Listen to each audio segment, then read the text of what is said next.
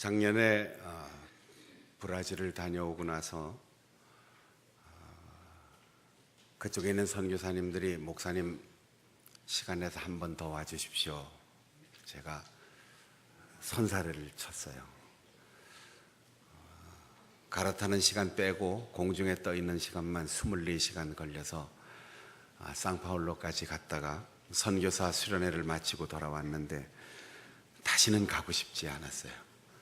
다녀와서 한 주간 동안 아주 몸살이 나가지고 더 이상 그쪽 동네로는 가고 싶지 않다, 이런 생각이 들었습니다. 그뿐 아니라 돌아보니까 비행기를 타고 해외에 여러 군데 선교사들과의 만남 때문에 다녀왔는데 내가 가고 싶어 하는 곳은 한 번도 가보지를 못했어요. 네팔, 베트남, 인도네시아, 태국, 모스크바, 그 어떤 나라도 제가 가고 싶은 나라가 아니었어요. 개인적으로 제가 여행을 마음대로 갈 수 있는 시간이 있다면 가고 싶은 곳이 두 곳이 있는데, 하나는 중국에 가서 청장열차를 타고 티벳의 라싸까지 가는 거예요. 그런데 이제는 산소호흡기를 달지 않고는 거기까지 올라갈 수 있는 가능성이 거의 없겠다. 그래서 구원열차 타고 하늘나라 가지요, 그렇게 위로를 받는데, 또 한 군데 가고 싶은 곳은 역사에 관심이 있는 저에게는 우리 한민족의 시원이 되는 바이칼 호수를 가서 보고, 거기서 시베리아 횡단 열차를 타고 모스크바까지 가는 건데, 그것도 기차를 타고 일주일 이상 계속 끝없이 가야 된다니까 저에게는 꿈으로 남는 시간이지, 그렇게 열차를 타고 갈 만한 여유가 없을 것 같아요. 그것뿐입니까? 목회도 충청북도에서 태어나서 한 번도 바닷가의 마을에 살아보지 않은 제가 전라도든 경상도든 저쪽 밑으로는 안 갔으면 좋겠습니다, 이렇게 기도했는데 하나님은 저를 바닷가 마을에 담임 목사로 보내셨어요. 그리고 담임 목사로서 한참 동안 경험을 쌓은 후에 그래도 고향 쪽으로 가서 목회하고 싶습니다, 그렇게 기도했는데 서울에 있는 어느 선배 목사님께서 서울로 자꾸 오라고 해서 저는 싫어요, 서울 안 가고 싶어요. 그런데 하나님은 저를 굳이 서울로 보내셨어요. 누군가 저를 보고 이력서를 내고 시험 치고 경쟁하라고 하면 절대로 안 했을 일인데, 서울로 와서 한 10년 목회하면서 아이들이 어느 정도 크니까 이젠 저희들 그냥 놔둬도 잘 크겠다 싶어서 나이 50이 되면서 하나님, 한 번만 목회지를 옮길 수 있다면 이제 고향으로 좀 가게 해주세요, 충청도 가서 살게 해주세요, 이렇게 기도했는데 서울에서 또 서울로 하나님께서 보내주셨어요. 우리는 내가 하고 싶은 일, 내가 가고 싶은 것, 내가 보고 싶은 것, 내 즐거움, 이것을 충족시켜 주시는 하나님이라고 생각하는데, 그런 의미에서 하나님은 우리의 기도를 들어주시지 않는 하나님, 우리의 욕구를 채워주시지 않는 하나님일 수도 있습니다. 여러분은 지금 무엇을 구하고 있습니까? 뭘 좋아하고 지금 어디로 가고 싶어 하십니까? 무슨 일을 하고 싶어 하십니까? 그리고 무엇 때문에 기뻐하고 무엇 때문에 서운해하고 마음 아파하고 있습니까? 어떤 사람이 인도를 여행하는 중에 아주 마음에 드는 민속 공예품을 하나 발견하게 됐습니다. 노점상에서 그 물건을 손에 들고 값을 물었더니 1000루피, 우리 돈으로 한 4만 원 정도 된다고 하는데 사마는 그냥 주고 사도 무방할 만큼 마음에 들었어요. 인도로 여행을 떠나기 전에 인도 여행한 분들에게 자문을 구했는데 무조건 터무니없이 깎으라고 하는 거예요. 우린 이제 정찰제 사회에서 살기 때문에 그냥 부르는 값대로 돈을 주는데 여행의 또 하나의 제목이 또 하나의 재미가 흥정하는 거죠. 인도에 가서는 터무니없이 깎아라.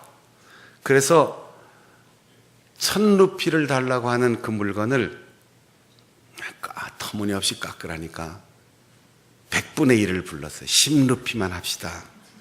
4만 원짜리를 400원 주겠다고 흥정을 시작한 거지요. 한참을 밀고 당기고 흥정하던 끝에 70루피, 그러니까 4만 원짜리를 2,800원을 주고 산 거예요. 얼마나 기분이 좋았겠습니까? 보통 인도 사람들이 흥정을 하면 흥정 딱 끝나고 돈을 받으면서 I'm happy, 물건을 주면서 you happy 이러면서 서로 헤어진다는데 아무 말 없이 그냥 물건을 주는 거예요. 돌아서면서 마음에 든다. 참 많이도 깎았다. 이렇게 깎아도 되나? 여러 가지 생각을 하면서 한 발짝 옮기는데 뒤에서 그 가게 주인이 이렇게 말합니다. Are you happy? 기분 좋고 기쁘고 잘 깎아서 잘 샀다 생각하지만 당신 지금 행복하냐? 우리는 좋은 것을 추구하며 살아요. 기쁨을 추구하며 살아요. 난 너를 기쁘게 해줬다. 난 널 만나니까 참 좋다. 난 목사님 참 좋아해요. 나는 많은 교회 중에 장충단교회 좋아요. 서울살이가 참 좋아요. 아무개 시장님 좋아해요. 대통령님 좋아해요. 아무개 국회의장 좋아하고 아무개 구청장도 좋아해요. 여러분 좋은 것으로 여러분의 인생을 살아간다면 우리가 한 번쯤 교회에 나와서 좋은 교회를 왔는지 좋은 목사를 만났는지 좋은 신앙의 이웃들을 만났는지 질문하면서 그것 때문에 행복한가 한번 질문해 보세요. 교회를 다니는데 행복하십니까? 목사를 만나고 예배를 드리는데 행복하십니까? 아무도 대답 안 하는 거 보니까 우리 교회는 행복한 사람이 없는 것 같아요. 우리는 내 눈에 보이는 것, 내 손에 쥐는 것, 내가 누리는 것, 이 세상만 확실하다고 생각하고 여기에 마음을 빼앗겨 있어요. 고린도 교회에 편지를 보내는 바울 사도는 우리가 지금 기도하고 우리가 지금 추구하고 우리가 좋아하고 기뻐하는 이 모든 것을 다 가진 사람이었습니다. 태어나는 혈통부터 베냐민 지파였고 살아오는 환경이 바리새인이었습니다. 다른 건 노력으로 얻을 수 있다지만 태어나는 혈통을 우리가 선택할 수 없어요. 박순영 목사도 사육신의 후예이지만 그래도 대한민국에서 제일 당당하게 살려면 적어도 김해 김씨로 태어나든지 안동 김씨로 태어나든지 여자들은 조선시대에 제일 왕비를 많이 보냈던 파평 윤씨로 태어나든지 이래 양반 입네 하고 행세할 텐데 박씨가 마음에 안 든다고 김씨로 바꿀 수 없어요. 하필이면 하늘 밑에 첫 동네라고 하는 그 추운 동네 제천에서 내가 왜 태어났을까? 고향을 부안으로 좀 바꾸고 싶어. 고향을 부산으로 좀 바꾸고 싶어. 못 바꿉니다. 바울 사도는 태어난 조건부터 그 다음 노력해서 얻을 수 있는 최고 좋은 학교에 가서 가장 유명한 교수 밑에서 가장 우수한 성적으로 졸업하고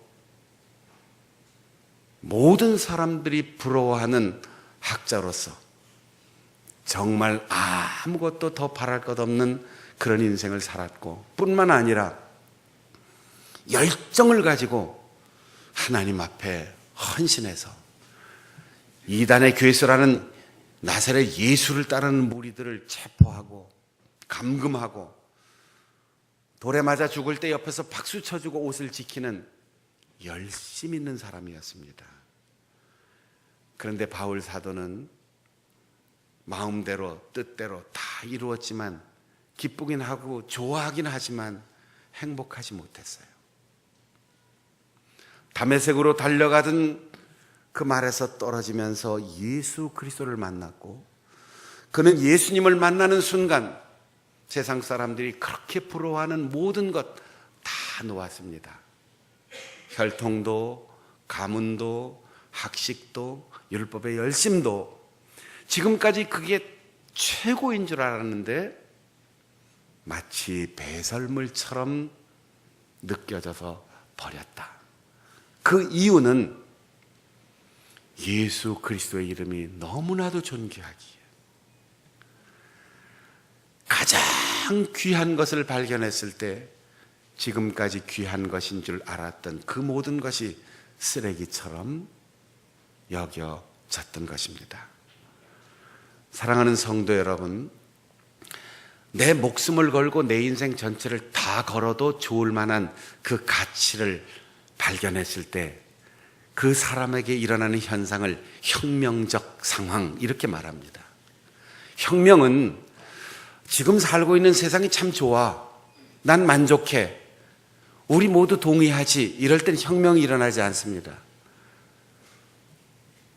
지금 우리가 누리고 사는 이 세상이 올바르지 못해, 나는 목숨 걸고 추구해야 할 가치를 발견해서 그때 개인, 집단, 그 나라의 혁명이 일어나는 거죠. 여러분이 예수 그리스도를 만나셨습니까? 여러분이 하나님의 자녀가 되었습니까? 거듭나고 우리의 목표가 이 땅이 아니라 영원한 새 하늘과 새 땅에 있다고 하는 확신을 가지고 있습니까?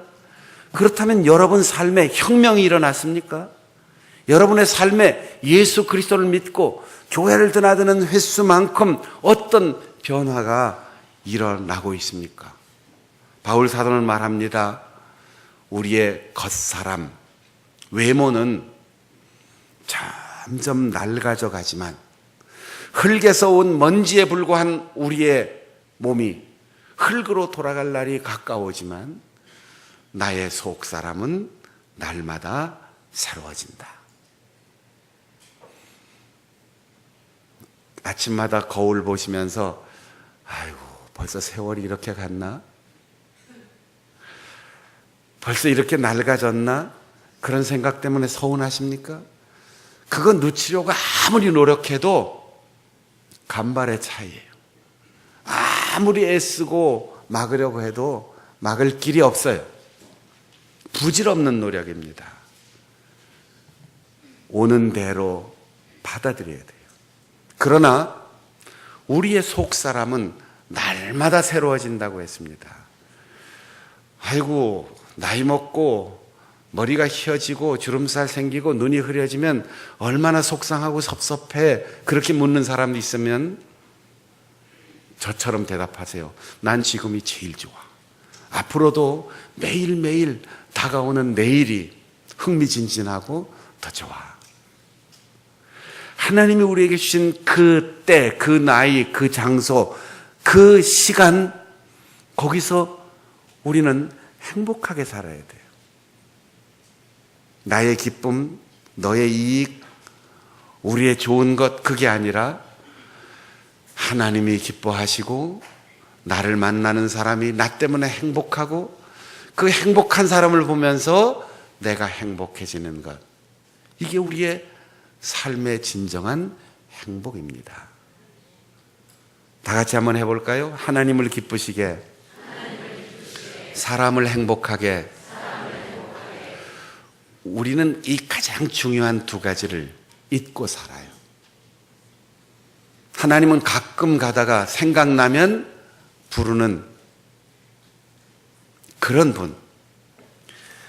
사람을 만날 때 어떻게 하면 나의 이익을 성취할 수 있을까? 어떻게 하면 저 사람을 이용해서 내가 이익을 볼 수 있을까? 어떻게 하면 좋은 사람을 만날까? 어떻게 하면 좋은 사람이 될까? 이게 우리의 관심이 아닙니다. 어떻게 하면 하나님의 기쁨이 되어 살까? 어떻게 하면 나를 만나는 사람 잠깐이라도 나 때문에 행복해질까? 이걸 우리가 추구하며 살아야 하는데, 우리의 속사람이 날마다 새로워진다고 했습니다. 우리 몸은 약 60조라고 하는 어마어마한 숫자의 세포로 구성되어 있는데, 이 세포 하나하나가 그 단위로서의 생명체입니다. 이것이 정기적으로 바뀌어요. 낡은 세포는 고쳐지든지 아니면 우리의 몸 밖으로 나가든지, 그리고 회복된 세포와 새로이 공급되는 세포가 우리의 몸을 구성하는데, 언제부터인가 이 신진대사가 멈추면 그때부터 노화 현상이 일어나는 거예요. 세포의 교체와 재생이 불가능하다, 이러면 이제 노인이 된 거죠. 거기서 아무리 바르고 아무리 먹고 아무리 노력해도 더 이상의 새로워지는 것은 불가능합니다. 하나님의 법칙이에요.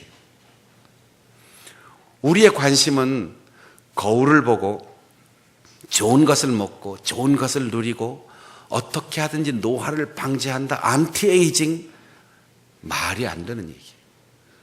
어떻게 우리의 먹는 나이를 거절하고 어떻게 우리의 노화를 방지할 수 있겠습니까? 착각이에요. 그렇게 보이도록 위장하는 거죠. 대학이라고 하는 중국 고전에 나오는 이야기인데, 중국에서 가장 역사를 거슬러 올라가면 꼭대기에 있는 은나라에 탕왕이라고 하는 역사에 남는 군왕이 있습니다.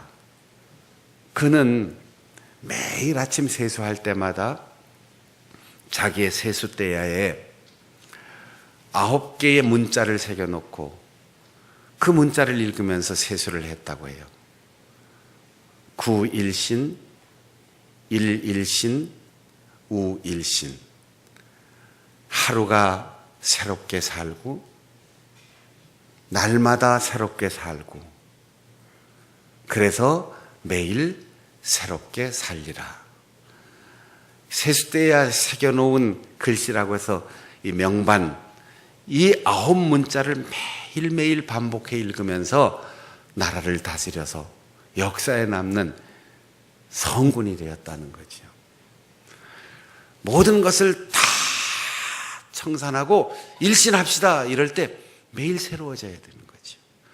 우리가 거울을 보고 오늘 세수가 잘 됐는지, 오늘 화장빨은 잘 받았는지, 오늘 내가 그린 그림이 아름답게 보이는지, 이걸 확인하는 시간보다 더 중요한 것은 하나님의 말씀의 거울 앞에 서서 나 자신을 깊이 들여다보는 거예요.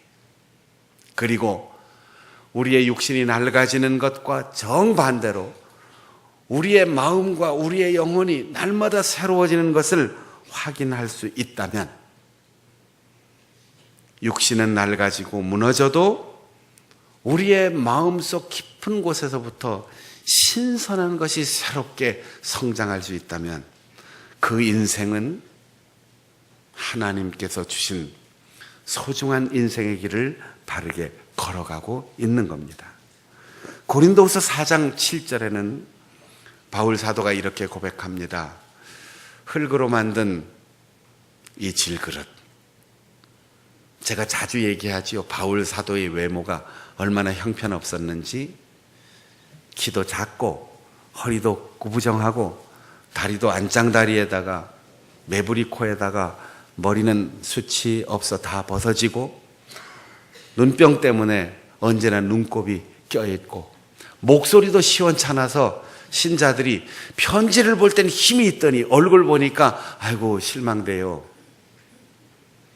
오죽하면 그의 인격과 그의 사명을 사랑하는 성도들이 눈이라도 빼주고 싶다고 했겠습니까? 그 흙에서 온 이 흙덩이 질그릇, 이 속에 나는 보배를 가졌다. 질그릇이 항아리가 크나 작으나 뚝배기나 그거 별 차이 아닙니다. 그런데 그 속에 무엇이 들었느냐에 따라서 물동이도 되고 술동이도 되고 구정물통도 되고 보석함도 되는 거죠. 바울 사도는 예수 그리스도를 내 안에 모시고 그리스도의 영광이 가득한 자신을 통하여 온 세상에 구원의 복음이 전파되는 것을 감사하면서 이 질그릇에 보배를 가졌습니다 라고 고백하고 있습니다. 여러분, 겉사람은 아무리 애를 써도 결국은 낡아집니다. 그러나 주님 만나는 그날까지 여러분의 속사람이 날마다 신선하고 날마다 예뻐지고 날마다 건강해지고 날마다 주님을 닮은 모습으로 성숙하고 변화되는 그런 내면의 은총을 누릴 수 있기를 바랍니다. 바울 사도는 자신의 삶을 환난 속에서 산다고 했어요. 보장된 직장, 건강한 몸, 부러워하는 가문의 출신, 이 모든 것을 다 버리고 예수 그리스도의 사도 되는 길을 선택한 순간 그에게 다가온 건 환난이었습니다. 갖가지 압박으로 실제 몸이 괴롭기도 하고 환경이 정말 절망적이기도 하고 정신적으로도 수없는 스트레스가 얼마나 많았는지 몰라요. 그러나 그 환난에 대하여 바울 사도는 이렇게 말합니다. 환난은 잠시뿐, 빨리 지나가는 것일 뿐, 그리고 가볍게 감당하는 것일 뿐, 다가오는 영광, 그것은 고귀한 모습으로 멈추지 않고 끝이 없는 영원한 것으로 이어진다. 여러분, 우리는 100년을 사는 이 인생 잠깐이에요. 여기에 마음 빼앗기다가 영원한 것을 이룰 수 있어요. 이 세상에서 불의와 타협하고 하나님이 원치 않는 쾌락을 추구하고 그리고 눈 딱 감고 새 속에 물들다 보면 영원한 형벌이 기다리고 있는 겁니다. 그러나 이곳에서 짧은 인생 살면서 의로운 고난을 당하고 박해에 굴복하지 않고 꿋꿋하게 신앙의 지조를 지키며 사명의 길을 걷는 사람, 영원한 상급이 기다리고 있습니다. 바울이 당한 환난은 글로 다 표현할 수 없습니다. 그러나 그가 글로 표현한 것만 봐도 고린도후서 1장에는 살 소망이 끊어졌다. 이 말은 우리가 흔히 하는 대로 아이고 이젠 죽었다 이 얘기예요. 얼마나 극심한 고통을 당했으면 목숨을 포기할 만큼 살아있는 희망을 포기해야 할 만큼 절망적이었겠습니까? 고린도후서 11장에 보면 내가 감옥에 갇히고 매를 맞고 돌로 침을 당하고 3번이나 배가 깨어져서 바다 위에 떠돌아다니고 강의 위험, 시내의 위험, 강도를 만나고 동족들의 모함, 이방인들의 박해, 광야에서 굶고 목마르고 추위와 헐벗음 속에서 수없이 많은 고통을 당했다. 그러나 이거 잠깐이다. 영원한 것을 바라보기 때문에 이 환난은 곧 지나갈 것이다. 이렇게 고백하고 있습니다. 여러분 혹시 공무원 시험 쳐가지고 정년을 은퇴할 때까지 몇 년이나 걸리셨어요? 그리고 얼마나 고위직에 올라가셨습니까? 30살에 국무총리가 된 사람이 있어요. 30살에. 요즘 같으면 대학 졸업하기도 힘들고 아직 장가도 안 갔을 나이 30살에 국무총리가 됐습니다. 그런데 자라면서 한 번도 손끝에 물 한 번 묻히지 않고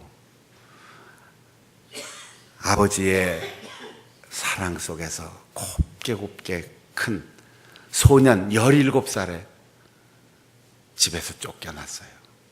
머나먼 외국 땅에 팔려나갔습니다. 일이라고는 해보지 않던 소년이 노예가 되어서 집안 살림을 해야 됐습니다. 그러다가 억울한 누명을 쓰고 감옥에 갇혀 죄수가 되었습니다. 13년이라고 하는 긴 세월, 얼마나 힘들었겠어요. 그런데 17세에 집에서 쫓겨난 후 13년 만에 30살에 대제국 애굽의 국무총리가 됐습니다. 이렇게 바꿔놓고 보면 13년 만에 구급공무원에서 국무총리까지 올라갔다면, 30살의 총리가 되었다면 초고속 승진입니다.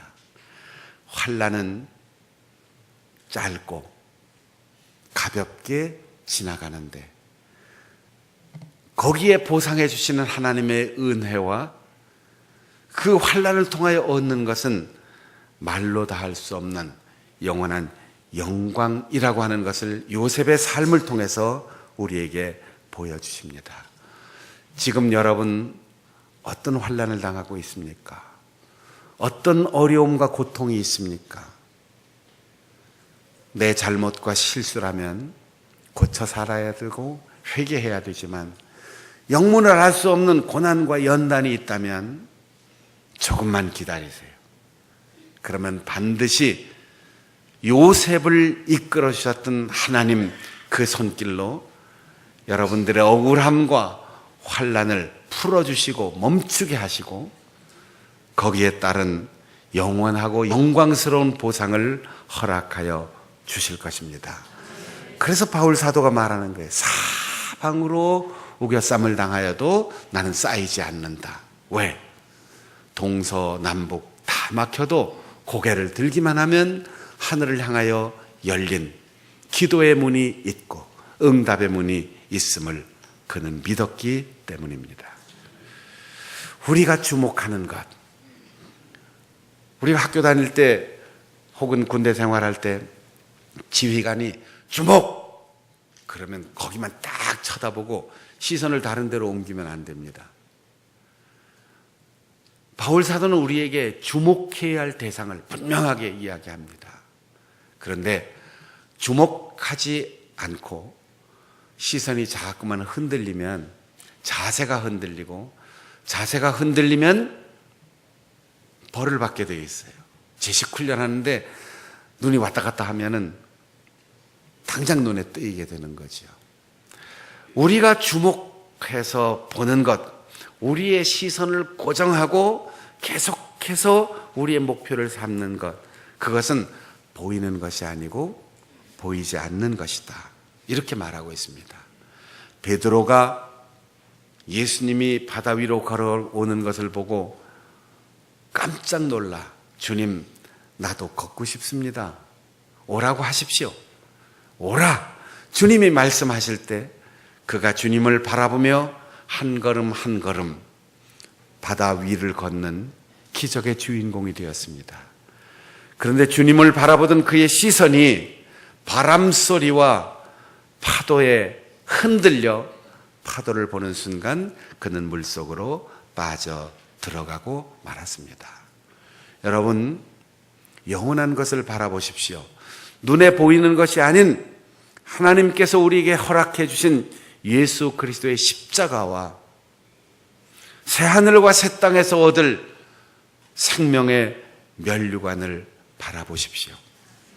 그래서 이 세상에 있는 것에 우리의 시선이 흔들리지 않도록, 우리의 시선이 우리의 영원한 목표를 향하여 고정될 수 있도록 주님 앞에 날마다 나와서 예배하고 말씀을 묵상하고 기도할 이유가 여기에 있습니다. 이 세상에는 다양한 종교들이 있습니다. 사람이 종교를 찾는 이유는 세상에서 구할 수 있는 것을 구하기 위해서 오는 게 아니에요. 성실하고 부지런하고 정직하고 덕을 베풀며 살면 세상에서 구할 수 있는 것을 얻을 수 있어요. 그러나 사람들이 교회를 찾고 불교 법당을 찾고 천주교 성당을 찾고 모스크를 찾는 이유는 보이지 않는 것을 구하기 위해서입니다. 우리는 어디서 왔는가? 어디로 가는가? 신은 존재하는가? 그러면 우리가 보이는 세상에서 어떻게 살아야 할 것인가? 이게 종교의 기능이에요. 우리는 그 모든 종교 가운데 생명이 있는 가장 올바른 길을 선택했다는 자부심을 가지고 살아갑니다. 그런데 교회를 드나드는 사람, 가르치는 목사, 우리가 추구하는 것이 세상에서의 잠시뿐인 것을 마치 하나님처럼 추구하며 산다면 그 교회는 부패할 수밖에 없어요. 목사가 영원한 것을 설교하지 않고 일시적인 것을 설교한다면 그 교회 공동체는 무너질 수밖에 없어요. 영원한 것을 가르치지 않는 목사가 끝까지 목회의 길을 바르게 걸어갈 수가 없어요. 이 세상 모든 것이 다 허사라고 가르치는 스님들이 이 세상에서 쾌락과 즐거움, 그것에 마음 빼앗기면 절간을 찾아가는 모든 불교 신도들은 허망할 수밖에 없어요. 신부님들을 믿고 성당을 찾는 성도들에게 신부님들이 영원한 것을 가르치지 않으면 성당의 그 압도적인 건물 분위기에 맹종하는 사람으로 체제의 종이 되어버리고 말 것입니다. 죽음, 영원, 하나님, 이 보이지 않는 것을 찾고 보고 추구하기 위해서 종교를 찾고 그 중에 가장 올바른 길을 우리가 걷고 있다고 하는 확신을 가지고 우리가 주일날 와서 예배하는 겁니다.